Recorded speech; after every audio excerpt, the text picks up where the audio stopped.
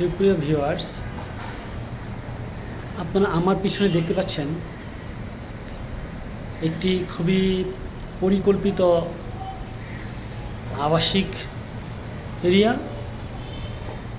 এবং খুব ছিমছামভাবে দেখা যাচ্ছে এখানে বাড়িঘরগুলো গড়ে উঠেছে। সুপ্রিয় ভিউয়ার্স, আমি আপনাদেরকে দেখাচ্ছি এখানে খুবই সুন্দরভাবে বাড়িগুলো সুসজ্জিত হয়ে আছে এই আবাসিক এরিয়াতে।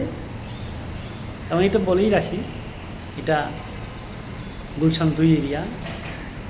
আমি কিছু সুন্দর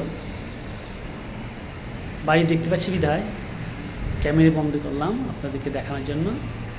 সাথে থাকবেন আশা করি।